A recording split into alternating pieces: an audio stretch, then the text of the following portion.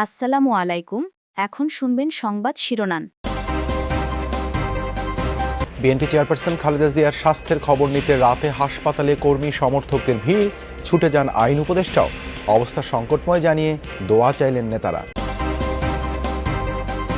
বিশেষজ্ঞদের পরামর্শে সংস্কার হবে ঢাকা বিশ্ববিদ্যালয়ের ঝুঁকিপূর্ণ ভবন। ছুটির দিনগুলো কতটা কাজে আসছে তা নিয়ে প্রশ্ন। ঢাকা মেডিকেল কলেজে নতুন ভবনের দাবি। বনানীর এফআর টাওয়ারে অগ্নিকাণ্ডের সময় আলোচিত শিশু নাইম আবারও আলোচনায়। করাইল বস্তির আগুনে এবার পুড়ল তার নিজের ঘর, দিন কাটছে খোলা আকাশের নিচে। চালের বাজারে ব্র্যান্ড এখন বড় ফ্যাক্টর। খুচরা ব্যবসায়ীদের অভিযোগ, দাম বাড়ার নেপথ্যে কর্পোরেট প্রতিষ্ঠান। তুমুল প্রতিযোগিতায় সিন্ডিকেট সম্ভব নয় বলছে কোম্পানি। ব্রাহ্মণবাড়িয়ায় আশঙ্কাজনক হারে বাড়ছে অবৈধ অস্ত্রের ব্যবহার। সীমান্তে পথে ঢুকছে দাবি র্যাব পুলিশের, অস্বীকার বিজিবির।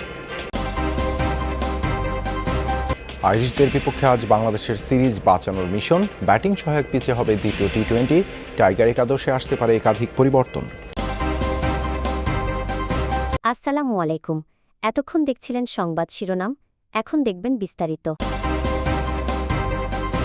হাসপাতালে চিকিৎসকদের নিবিড় পর্যবেক্ষণে রয়েছেন বিএনপি চেয়ারপারসন খালেদা জিয়া। দলটির নেতা মির্জা আব্বাস জানান, চেয়ারপারসনের শারীরিক অবস্থা স্থিতিশীল নয়, তবে এখনও নেতাকর্মীদের চিনতে পারছেন তিনি।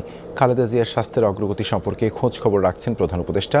নির্দেশ দিয়েছেন সব ধরনের চিকিৎসা সেবা নিশ্চিত করতে। আতঙ্ক না ছড়িয়ে দলীয় প্রধানের জন্য দোয়ার আহ্বান বিএনপি নেতাকর্মীদের। মেডিকেল বোর্ডের তত্ত্বাবধানে সিসিইউতে দেশি বিদেশি বিশেষজ্ঞ চিকিৎসকদের ধারাবাহিক নিবিড় পর্যবেক্ষণে চলছে বিএনপি চেয়ারপারসন খালেদা জিয়ার চিকিৎসা। নানা রোগে আক্রান্ত প্রায় ৮০ বছর বয়সী খালেদা জিয়া ২৩ নভেম্বর ফুসফুসে সংক্রমণ এবং হৃদযন্ত্রের সমস্যা নিয়ে আবারও হাসপাতালে ভর্তি হন।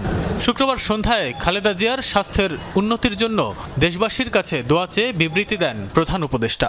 এতে বলা হয়, খালেদা জিয়ার স্বাস্থ্যের অগ্রগতি সম্পর্কে খোঁজখবর রাখছেন তিনি এবং প্রয়োজনীয় সব চিকিৎসা সহায়তা নিশ্চিত করতে সংশ্লিষ্ট সবার প্রতি নির্দেশ দেওয়া হয়েছে।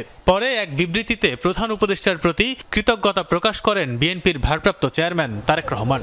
শুক্রবার দিবাগত রাতে খালেদা জিয়ার শারীরিক অবস্থার খোঁজ নিতে আইন উপদেষ্টা ডক্টর আসিফ নজরুল এবং প্রধান উপদেষ্টার বিশেষ সহকারী মনির হায়দার হাসপাতালে যান। আসিফ নজরুল ফেসবুক পোস্টে জানান, শারীরিক অবস্থা ভালো নেই খালেদা জিয়ার। বিএনপি মহাসচিব মির্জা ফখরুল ইসলাম আলমগীর সহ দলের অন্যান্য শীর্ষ নেতাকর্মীরা উপস্থিত ছিলেন হাসপাতালে। বিএনপির স্থায়ী কমিটির সদস্যরা জানান, খালেদা জিয়ার শারীরিক অবস্থা স্থিতিশীল নয়, তবে এখনও জ্ঞান রয়েছে তার, চিনতে পারছেন নেতাকর্মীদের, প্রয়োজন আরও উন্নত চিকিৎসার। মেডিকেল বোর্ড খালেদা জিয়ার সর্বশেষ অবস্থা পর্যালোচনা করেছে এবং যা যা করা দরকার তার ব্যবস্থা গ্রহণ করছে। আতঙ্ক না ছড়িয়ে দোয়া করার আহ্বান দেশবাসীর প্রতি।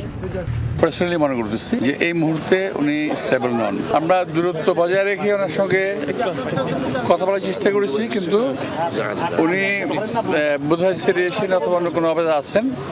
তো উনি আমাদেরকে চিনতে পেরেছেন এবং আমরা সালাম দিয়েছি, তার রিপ্লাইও দিয়েছেন। দেশি বিদেশি ডাক্তারের তত্ত্বাবধানে একটা নিবিড় পর্যবেক্ষণে আছে। আমরা যেন আতঙ্কিত না হই। দেশবাসীর কাছে একটাই দোয়ে, আপনারা দোয়া করবেন, তার সুস্থতা কামনা করবেন। খালেদা জিয়ার খোঁজ নিতে মাঝরাতে হাসপাতালে ছুটে আসেন বিএনপি সহ বিভিন্ন দলের নেতাকর্মীরা। সুস্থতা কামনায় দেশবাসীর কাছে দোয়া চেয়েছেন বিএনপি চেয়ারপারসনের জন্য। দলীয় নেতাকর্মীদের হাসপাতালের সামনে ভিড় না করতে নির্দেশ দেওয়া হয়েছে বিএনপির পক্ষ থেকে। ভূমিকম্পের পর ঢাকা বিশ্ববিদ্যালয়ের ভবন সংস্কারের জন্য 15 দিনের ছুটি দেওয়া হলেও এর মধ্যে কতটা সংস্কার হবে তা নিয়ে উঠেছে প্রশ্ন।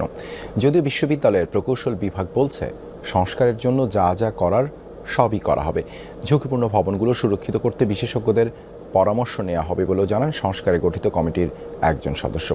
নিরাপদ ক্যাম্পাসের দাবি সাধারণ শিক্ষার্থীদের। ঢাকা বিশ্ববিদ্যালয়ের অর্ধেকেরও বেশি ভবন পুরনো, কোনোটির বয়স 100 বছর।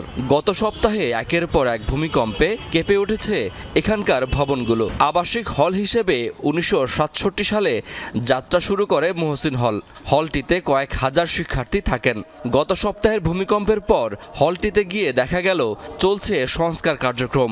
রিডিং রুম, মসজিদের উপরের ছাদেও চলছে সংস্কার। বুয়েটের পরামর্শকরা মহসিন হলকে ঝুঁকিমুক্ত ঘোষণা করেছেন বলে দাবি তার। ভূমিকম্পের কারণে এখানে কোনো নতুন করে অ্যাকর্ডিং টু বিশেষজ্ঞ কোনো ঝুঁকি নতুন করে তৈরি হয়নি। এটা অনেক বেশি বড় মাত্রার ভূমিকম্প ছাড়া এই বিল্ডিংয়ে কোনো ক্ষতিগ্রস্ত হওয়ার সম্ভাবনা নাই, বিশেষজ্ঞ যেটা বলেছেন আমাকে। ভূমিকম্পের পর বিশ্ববিদ্যালয়ের ভবনগুলো সংস্কার করতে শিক্ষা ভবন ও আবাসিক হল বন্ধ করে দেওয়া হয়েছে।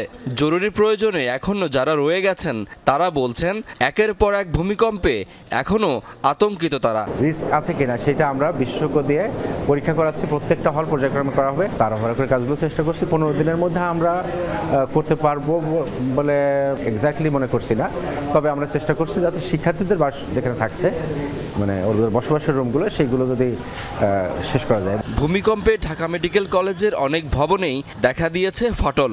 বিশেষ করে শহীদ ডাক্তার ফজলে রাব্বি হলের নানা স্থানে ফাটলের পাশাপাশি ভেঙেও পড়েছে। কয়েক বছর আগেই এখানে একটি ভবন ঝুঁকিপূর্ণ বিবেচনায় পরিত্যক্ত ঘোষণা করা হয়েছে। বাকিগুলোর অবস্থাও তথৈবচ। ম্যাক্সিমাম রুমে নতুন নতুন ফাটল দেখা দিচ্ছে এবং সেগুলো অনেক বড় ফাটল, যেগুলো দেখলেই মনের ভিতরে আতঙ্ক সৃষ্টি হওয়ারই কথা। 30-37 ঘন্টার মধ্যে পরপর 4-5টা ভূমিকম্প যখন হয় তখন আপনি খুব স্বাভাবিকভাবেই ভালো থাকতে পারবেন না।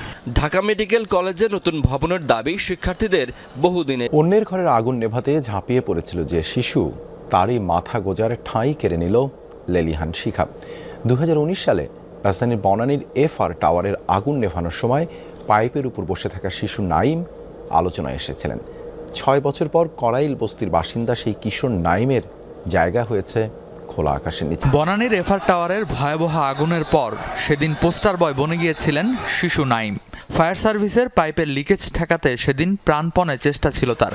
6 বছর পর নিজের ঘরেই সে আগুনের হানা, যা তাকে মনে করিয়ে দেয় পুরনো স্মৃতি। ওখানে দেখতেছি যে হাজারো মানুষ থেকে আগুন পড়তেছে, আগুন আর যে কাজ ভেঙে পড়তেছে। ঘোরাঘুরি পর দেখে কি একটা পাইপ ফেটে আছে, আমার নিজে একটা গায়ে জামা দিয়ে ওইটা বেঁধে দিলাম। তারপর একটা আঙ্কেলে উনি দিল, একটা পলিথিন দিল প্লাস্টিকের, তো ওইটা দিয়ে আবার ভাইন বেঁধে আর শক্ত করে দিলাম, জানেন পানি প্রেশারটা আমাদের ওই বিল্ডিংয়ের উপরে যায় পড়ে আর আগুনটা নিভে যায়। বস্তিতে খোলা টিনের বাসার দোতলায় থাকতো নাইম। জীবনের তাগিদে পড়াশোনার বাইরে একটি অফিসে ব্যক্তিগত সহকারী হিসেবেও কাজ করত সে। ভয়াল আগুনের থাবা কেড়ে নিয়েছে তার ঘরের সবকিছুই। আমার দোতলা ছিল কি, নিচতলা ছিল একটু দেওয়াল চারিদিকে, আর উপরে ছিল টিন সেট কাঠ দিয়ে। তো ওই কাঠে আগুন লাগার কারণে উপরে যেগুলো পুষে আর নিচে যা ছিল ওগুলো টোটাল সব পুড়ে গেছে। আগুনের শিখায় ছায়ের ধ্বংসস্তূপ নিজের ঘর। নাইমের আক্ষেপ, ফায়ার সার্ভিসের পানির লাইন পৌঁছেনি তার ঘর পর্যন্ত। তাই নিজেই এখন আগুন নির্বাপনে করতে চান জুনিয়র ফায়ার ফাইটার টিম। আমাদের যে অগ্নি দুর্যোগ বা মোকাবেলা করতে অনেক সমস্যা হয়, এই এরিয়ার ভিতরে যেটুক জায়গা এখানে ফায়ার সার্ভিসের গাড়ি ঢুকতে পারবে না, ফায়ার সার্ভিসে আসাও মুশকিল হয়ে যায়। আমরা একটা জুনিয়র ফায়ার ফাইটার টিম একটা তৈরি করবো, যেটা আমার পক্ষ থেকে তৈরি হবে। তো এটা হচ্ছে কি, এটা শুধু সারা করে না এবং কি ঢাকার আশপাশে না, পুরো 64 জেলায় এই জিনিসটা আমি করতে চাই। নাইমের দাবি শুধু সাহায্য নয়, এমন পুনর্বাসন যেখানে আবারও পূর্বে না নাইমদের স্বপ্ন।